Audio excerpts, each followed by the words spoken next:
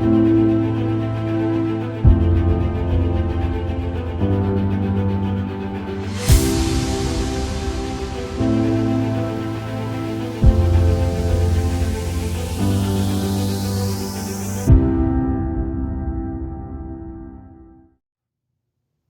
you're thinking about buying a home, the decision that you make in the next few weeks could save you tens of thousands of dollars or cost you your dream home. In this video, I'm breaking down everything that you need to know in the pre-purchase phase, the most critical stage of the home buying process that most people completely overlook. I'm David Karras. I am a multi-award winning, top producing real estate broker. And whether you're a first-time home buyer or you've purchased before, this complete guide to the pre-purchase phase will help you make the smartest financial decisions and avoid the costly mistakes that can derail your home buying journey. Now, my goal is that by the end of this video, you'll know exactly whether homeownership is right for you, how to assess your financial readiness, what mortgage options are available, and how to get pre-approved like a pro. You ready to dive in? Now, before we get into it, if you can find it helpful, please hit that subscribe button and hit the notification bell so that you don't miss the rest of my home buying series, designed to take you from the buying of the house all the way up through setting up maintenance plans, tax benefits, and more after closing on your new home. It's a 10-part series. So let's get looking at whether homeownership is right for you. Now, before we talk about credit scores and down payments, we need to answer the most fundamental question. Should you even be buying a home right now? And we're going to break that down. Now, to start, we need to look at the renting versus buying analysis. The rent versus buy debate isn't just about money or monthly payments. It's about your entire financial picture. Now, here's what you need to consider. Whether you're renting, your monthly payment is typically just rent, utilities, and renter's insurance. Pretty straightforward. But when you own a home, you're looking at your mortgage payment, which includes property taxes and homeowners insurance. You're looking at HOA fees if you live in an area that has a homeowners association. You're looking at maintenance costs and repairs. Now, a common rule of thumb is this. You want to budget an additional 1 to 2% of your home's value annually for maintenance and repairs. So on a $300,000 house, that's $3,000 to $6,000 per year just for upkeep. Now, here's the big advantage of buying. Every mortgage payment builds equity. You're essentially paying yourself instead of a landlord. And over time, as you pay down your loan and your home appreciates in value, that's how you're building your wealth. Now, renting wins on flexibility. If you need to relocate for a job, you just give 30 days notice and you're out.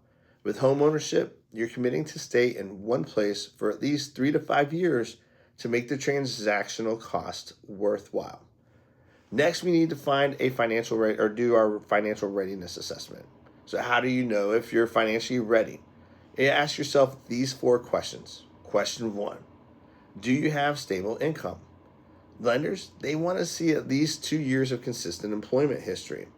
Now, if you just started a new job or you're self-employed for less than 2 years, getting approved can prove to be challenging.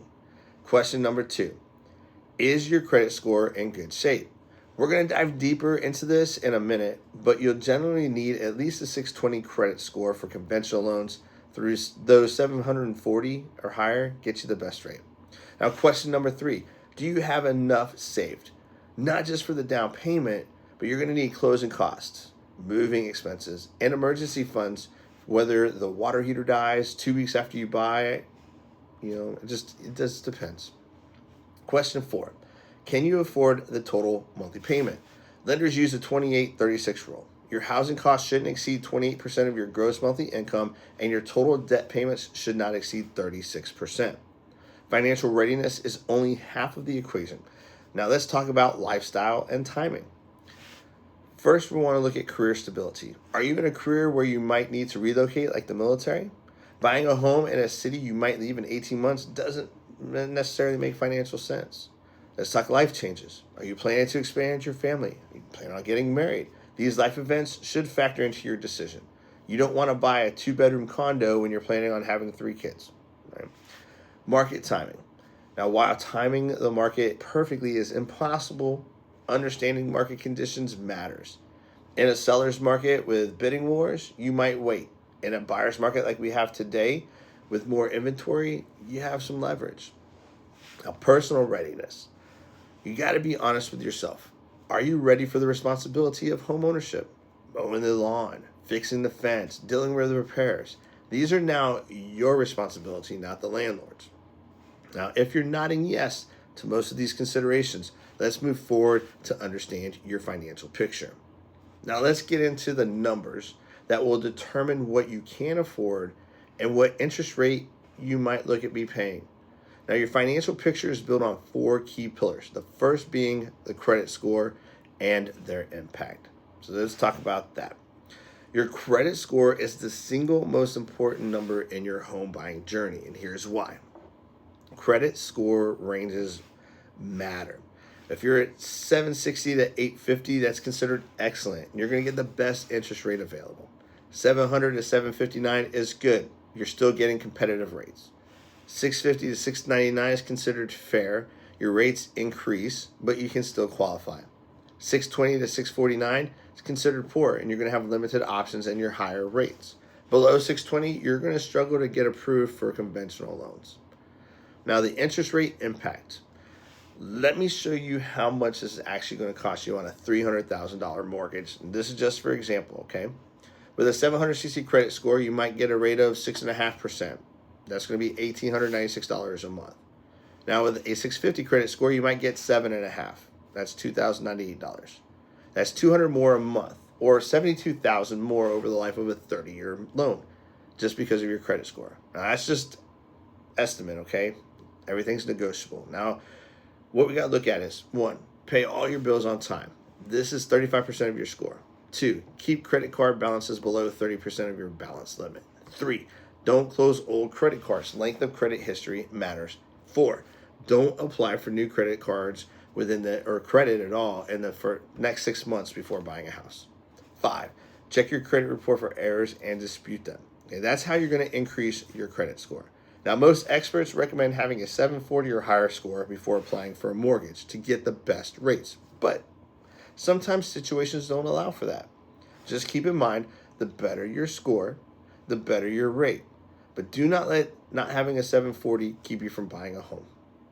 Your debt to income ratio matters as well. It's also known as DTI. It is the percentage of your gross monthly income that goes toward debt payments. This is how lenders determine how much house you can really afford. Now, how do you calculate your DTI? Simple. You add up all of your monthly debt payments, your credit card monthly payments, your car loans, your student loans, child support and alimony, personal loans, okay? You don't have to add groceries, gas, food, your Netflix account, things like that. Okay. Now you take that number and you divide it by your gross monthly income, and then you multiply it by 100. So here's an example. Let's say you make $6,000 per month gross, and your debts are, you have a $400 car payment. Let's go with a $250 student loan payment. Credit card, $100. So your total debt is $750. So you take 750 divided by 6,000 times 100, and that's 12.5% DTI. Most lenders want to see front-end DTI, which is your housing cost only, at 28% or less. Your back-end DTI is all debt, including housing, at 36% or less. Now, FHA loans are more flexible and can go up to 43%, sometimes even 50% with strong compensating factors. Same with a VA loan. Now, in order for you to improve your DTI, pay down high interest debt, increase your income, or avoid taking on new debt before applying for a mortgage. Now, let's talk about saving for a down payment.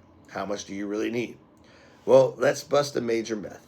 You don't need 20% down to buy a house. Here's what really goes on. Okay, conventional loans, as low as 3% down for first-time home buyers, 5% pretty much after that. FHA loans, 3.5% down. VA loans, 0. USDA loans, 0 down for rural properties. Now, keep in mind that some suburbs of larger cities can still have land that fits in the USDA parameters because they don't update them very often. We're growing faster than they get updated. While not requiring they don't require 20% down, but putting 20% down has its benefits. No PMI or mortgage insurance, right? Lower monthly payments, more equity from day one, stronger offer in a competitive market. So how much do you really need on a $300,000 house? Let's look at putting 3% down. That's $9,000.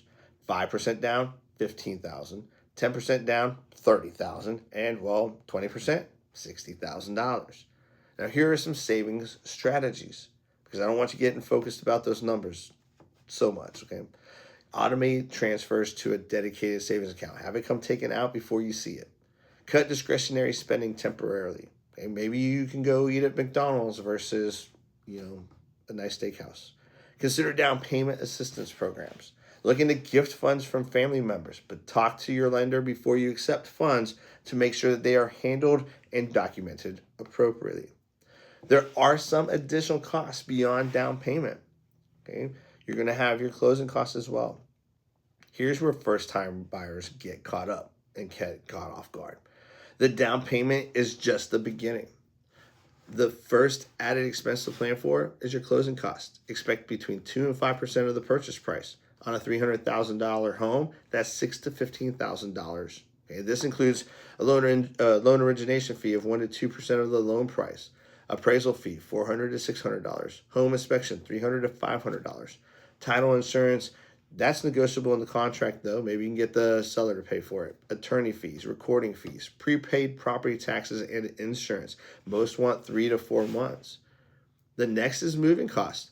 Budget $1,000 to $5,000 depending on whether you DIY or hire movers. Pizza and soda for friends is a lot cheaper than hiring a moving company. Going to stores like Walmart, Target, your local grocery store, and asking for boxes is another way to keep your costs down. The third expense is immediate reserves, keeping 3 to 6 months of expenses in savings after closing. The furnace breaks, the roof leaks, the toilet gets clogged. You need some cash reserves to cover those things so you're not adding to your credit. Then there are initial home expenses, lawn equipment, tools, furniture, window treatments, minor repairs, and these can add up quickly. Now, looking at all of this, your total cash needed for a $300,000 home with 5% down, your down payment, $15,000. Closing costs, $9,000. Maybe you can get the seller to take care of all of that. Moving, $2,000. Reserves, up to $15,000. Initial expenses, $3,000 to $4,000, right? That totals up to $44,000. This is why saving is so critical. Now, depending on your market, you can usually get most, if not all, of your closing costs taken care of by the seller, which reduces the amount of money that you need. Using a down payment assistance program can also help you offset some of these costs. Now, once you understand your financial picture, it's time to get pre-approved. This is where your home search officially begins. You are going to hear the words pre-qualification, pre-approval. But what do they mean? They might sound very similar, but they are completely different. Understanding the distinction is crucial. Pre-qualification. This is a quick informational estimate based off of information that you provide. No verification, no document review, nothing. A lender asks you your income and your debts, and you give them a ballpark figure. It takes them 15 minutes or so. It means almost nothing to sellers. Now, the pre-approval. This is the real deal. The lender verifies your income. They verify your employment. They verify your assets and your credits. They review your tax returns, your bank statements, your pay stubs, everything. They get in there and they look all around, okay? You get a conditional commitment for a specific loan amount. This takes several days, but carries serious weight. Now, why pre-approvals matter? In competitive markets, sellers won't even consider offers without pre-approvals. Even in a buyer's market, I'm not accepting offers without pre-approvals. It shows you're a serious buyer who can actually close the deal. Some agents won't even show you a home unless you have it. The bottom line is this. Skip pre-qualification. Go straight to pre-approval before you even start house hunting. Choosing a lender will be your next stop. Now, not all lenders are created equal, and here are your main options. Your first one is traditional banks. The pros for them. You can have a relationship banking with them. They may offer discounts if you have accounts with them. Cons, they can be slower, less flexible, and they might have higher rates. Credit unions. Pro, often have the best rates. They're member-focused services. Con, they may have stricter membership requirements and smaller loan portfolios. Mortgage brokers. A pro, you can shop multiple lenders for you, right? They broker it out. They can find specialized programs. Here's a con. They may charge broker fees, less control over the process. Now, online lenders. Pro, they could be fast, convenient, competitive rates, and have a streamlined process. But here's a con. They're less personal service. It may be harder for you to reach them when you actually need help. So how do you choose which one is best for you? First, you need to focus on your needs, right? You need to get quotes from at least 3 different types of lenders and compare them. First, you need to compare interest rates. 2, you need to compare the APR. That includes all the fees. 3, closing costs. 4, loan terms. And number 5, customer service and responsiveness. Number 6, timeline to close. You need to ask these questions. What's the interest rate? And what is the total APR? Because they're 2 different things. What are the total closing costs? Are there any prepayment penalties? There should be none, but you need to verify. How long does the process take from the time that you apply to the time you close? Your real estate agent's going to need to know that too for submitting your offer. What are the rate lock options? Do you service the loan or are you going to sell it? Don't just go with the lowest rate. Consider the total cost and the lender's reputation. Lenders, well, they're going to have some required documentation for you as well. So getting pre-approved requires serious paperwork. Now, here's what you're going to need so you can start writing this down and start working on it. Put it on a folder in your computer and start working. They're going to need your last 2 years of all your W-2s, last 2 years of tax returns, all pages, last 2 months of pay stubs. If you're self-employed, profit and loss statements and business tax returns for 2 years. Now, depending on your business, especially seasonal, expect to have to provide more data. Now, next is going to be your asset verifications. They're going to need the last 2 months of your bank statements, all of them, in all pages. If not just, if the back page is blank, you still need to give it to them. Investment account statements, retirement account statements if you're using them for down payment, documentation of any gift funds. The lender will have you sign a credit authorization form. Now, the credit authorization form is your permission for them to pull your credit report. Now, you do need to be prepared to explain any credit issues that may come up on your credit report. They will also want employment verifications. The lender will need to contact your employer, so you need to give them the contact information for your current employer. They're going to need employment history for the last 2 years. Now, it is imperative, like write this down. Do not quit your job before closing on your house without talking to your lender first, as it could cause you to be ineligible to buy a house for 2 years. Now, additional documentation that they will need copies of also include your driver's license. So go ahead and scan that. They're going to need your social security card or proof of a social security number. They're going to need any divorce decrees if applicable. They're going to need bankruptcy discharge papers if applicable.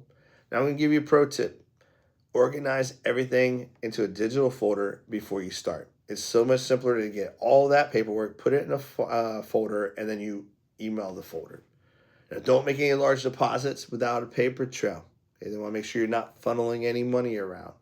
Don't open new credit accounts, even for furniture stores or department stores, the day before closing. Keep copies of everything you submit.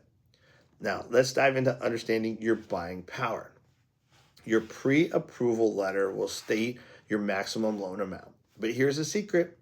Just because you're approved for $400,000 doesn't mean you should go out and spend $400,000.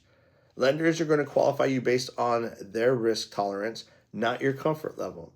They'll push you to the maximum you can technically afford. That is why it is imperative for you to calculate what you actually are comfortable paying monthly. Things to consider: your lifestyle goals. Do you like to travel? Do you have hobbies? Do you like going out to eat? You're going to think about future expenses like kids, education, retirement. Think about job security and income stability. Think about your risk tolerance. A better approach could look like this. If you're approved for $400,000, consider shopping in the $300,000 to $350,000 range.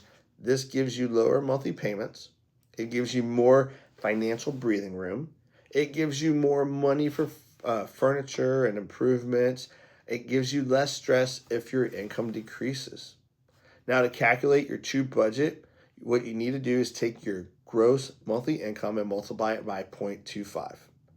And that's a conservative monthly housing budget. This keeps you comfortable and able to save for other goals. Now remember, the bank's pre-approval is the ceiling, not the target. Now that you know how much you can borrow, let's talk about the different types of mortgages available. Choosing the right loan can save you thousands of dollars. Now let's break down conventional versus government loans. Conventional loans, these are not backed by the federal government. They're the most common type of mortgage. Now here's a pro. Available for primary homes. You can use them for secondary homes, and you can use them for investment properties. Another pro is there's no upfront mortgage insurance premium. Another one is PMI drops off automatically at 78% loan to value. They're more flexible for property types, and they can be used for higher priced homes. But they're not perfect. Here are some cons. They typically require a higher credit score, 620 to 640 minimum, 740 for the best rates or higher. You may require larger down payments. They have stricter qualification requirements.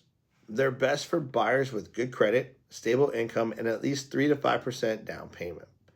Next, we're going to talk about FHA loans, the Federal Housing Administration, or their government-backed loans or insured loans. They're designed for first-time and low-income buyers. Now, here's some pros. They have a low down payment, 3.5%. They have lower credit score requirements. Some go as low as 580, okay, sometimes lower. They're more flexible on their debt-to-income ratios. They're easier to qualify for, especially after bankruptcy or foreclosure. But they do have some cons. You have to pay an upfront mortgage insurance premium of 1.75% of the loan amount. You have annual PMI that may never drop off. Properties must meet FHA standards. Loan limits vary by the county. They're best for first-time buyers with limited savings or lower credit scores. Now, VA loans are available to eligible veterans, active duty service members, and some surviving spouses. Here are some pros.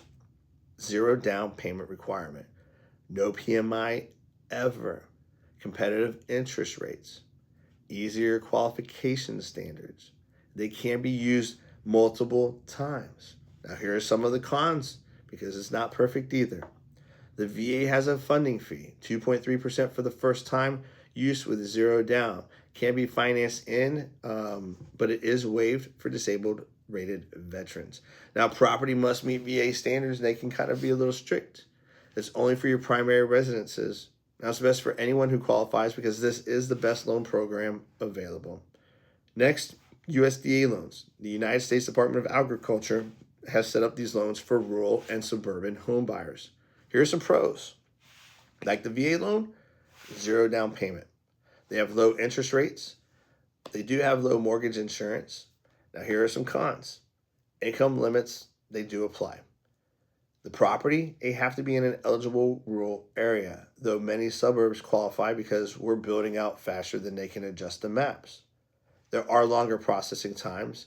They can only be used for your primary residence. They're best for low to moderate income buyers purchasing in rural or suburban areas. Another key factor in selecting a loan is comparing fixed rate versus adjustable rate mortgages. Now, beyond loan types, you need to choose between fixed and adjustable rates. Fixed rate mortgages are your interest rates that are fixed. They're going to stay the same from day one to month 360 if you carry it out for 30 years. Here's some pros. They're predictable monthly payments, protection from rising interest rates. They're easier for budgeting, give you a peace of mind. Now here are the cons. They have a higher initial interest rate than adjustable rate mortgages. There's no benefit if rates drop unless you refinance. They're best for most buyers, especially if you plan to stay in the home long term or if rates are currently low. Now, an adjustable rate mortgage, or ARMs, their interest rate is fixed for an initial period, usually 3, 5, 7, or 10 years. They do vary. Then they adjust periodically. Common terms are 5 and 1 arm. They're fixed for 5 years and adjust annually after. 7 and 1 arms, fixed for 7 years, adjust annually after. 10 and 1 arms, fixed for 10 years, and guess what? They adjust annually thereafter. Here are some pros. You have a lower interest rate initially. They can save you money if you sell before the adjustment. They're good if you expect income to increase. Now, here are the cons. The uncertainty after adjustment period. Payments can increase significantly if the interest rates go up significantly. They can be more complex terms, and they have caps. There is the risk if you can't refinance or sell. So here's an example of a $300,000 loan. We're going to look at a 30-year fixed 7% loan. It's $1,996 a month forever. Now look at a 7 and 1 arm. It's 6.25%. That's $1,847 a month for 7 years. Then it adjusts. You save $149 a month for 7 years, but after year 7, your rate could jump up 8% or higher. So you may need to look at refinancing depending on the rates and your circumstances. They are best for buyers who know they're going to move within the fixed rate period, or those that expect significant income increases.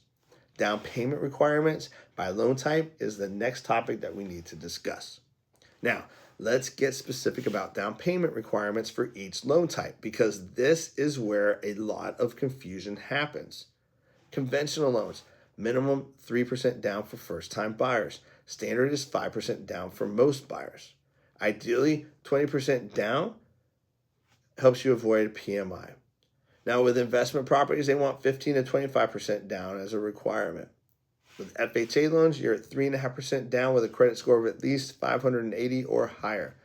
10% down with credit score of 500 to 579. Examples on a $250,000 home, that's just $8,750 down. VA loans, 0 down payment required. Yes, you read that right, $0 down. We already kind of talked about it a little bit ago. Now you can finance 100% of the purchase price, and then you add in the VA funding fee to that. This is a massive benefit for eligible veterans. USDA loans, 0 down payment for qualified buyers. Must meet income limits, typically 115% of the median income for the area. Now the property must be in eligible rural areas. Let's talk about jumbo loans, typically 10 to 20% down. Now, they're good for loan amounts above conventional limits, which right now are $766,550 in most areas. Now, there are stricter qualification requirements. The real numbers are what we really need to talk about. So let's just say you're buying a home for $300,000. Conventional loan, 3% down, that's $9,000 down payment. Conventional at 5% is $15,000 down. Conventional at 20%, $60,000 down. FHA at 3.5%, $10,500 down. VA and USDA, 0 down. So you can see why VA and USDA loans are so powerful for those who qualify, and why FHA loans are popular with first-time buyers who have limited savings. Now let's talk about private mortgage insurance. This is one of the most misunderstood aspects of home buying. And what is PMI? We already kind of talked about it a little bit, but we're going to dive into it now. PMI is insurance that protects the lender, not you, if you default on your loan. Notice I said protects the lender, not you. You're paying for insurance that benefits the bank. When is PMI required? It's required on conventional loans. PMI is required whenever you put less than 20% down. So if you put 3, 5, 10, 15% down, you're paying PMI. So how much does PMI cost? It's typically 0.5% to 1% of the loan amount annually paid monthly. So let's do the math again on another $300,000 house. At 0.75% PMI rate, that's $2,250 per year divided by 12. It's $187.50 per month.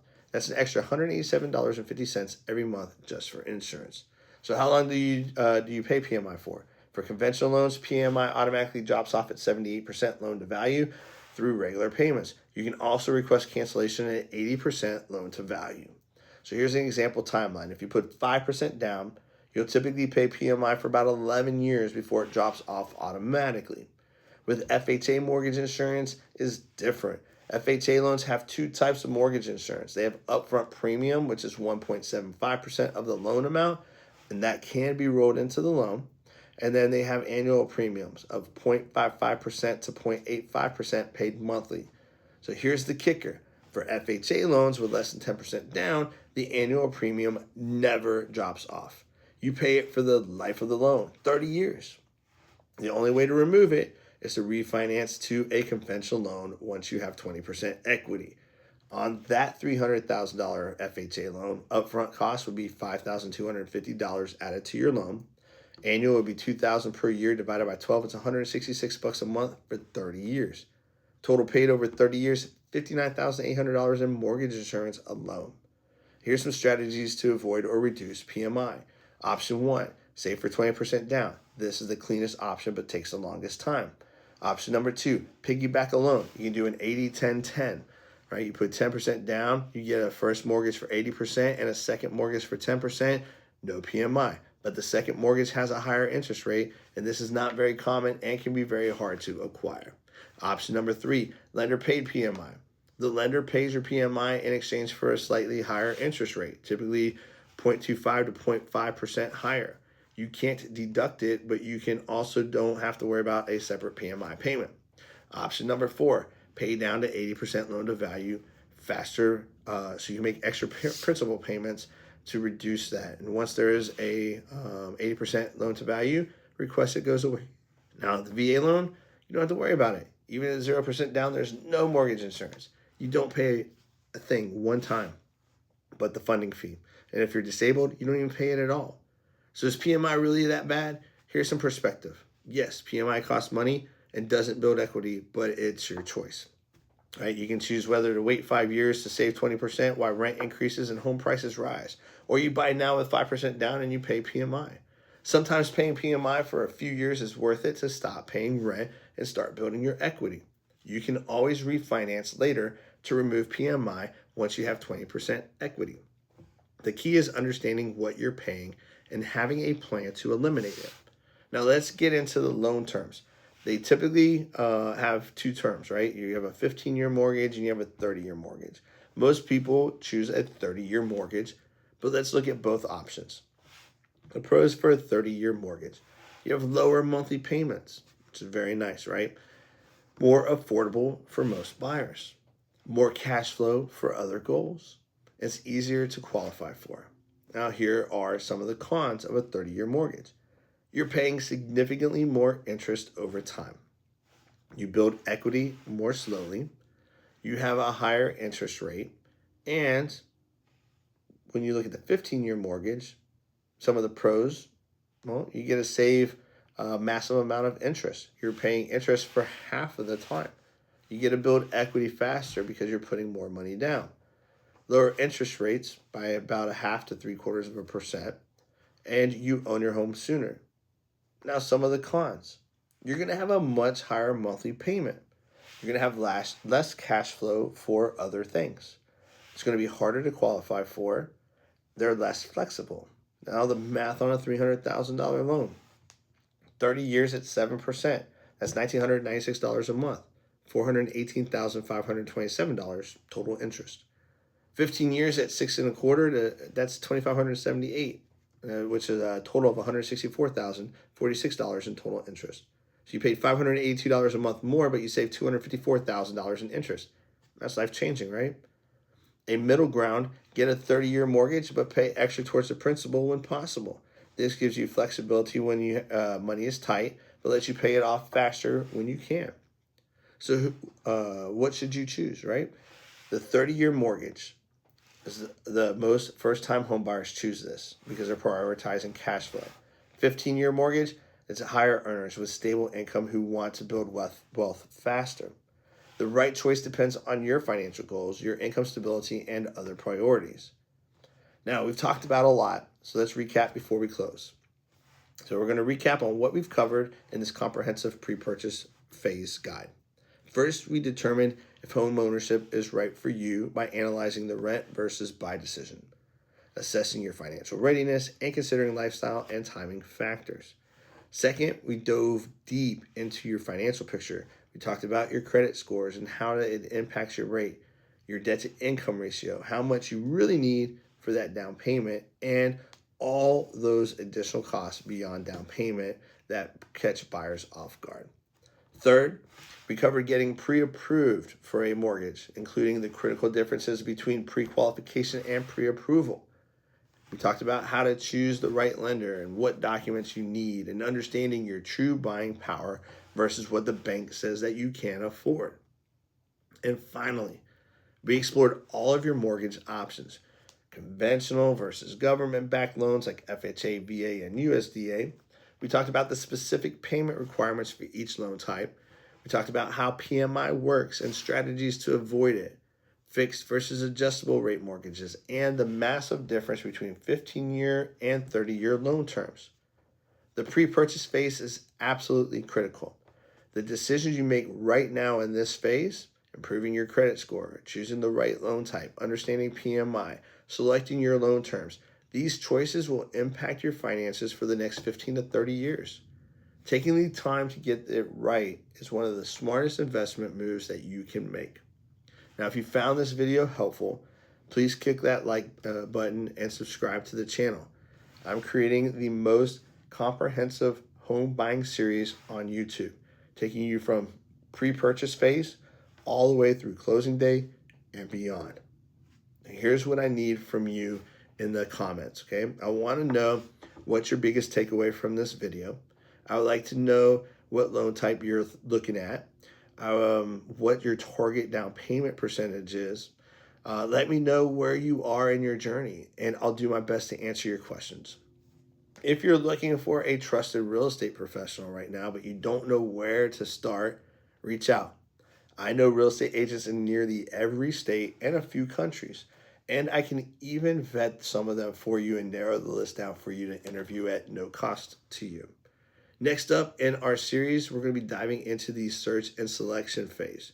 You're going to learn how to find and choose the right real estate agent. You're going to learn how to define your home criteria so you don't waste time looking at the wrong properties, and the actual home search process. What to look for, what red flags to avoid, and how to evaluate neighborhoods like a pro. I really appreciate you watching, and remember, the more prepared that you are in the pre-purchase phase, the smoother everything else will be. I'll see you in the next video.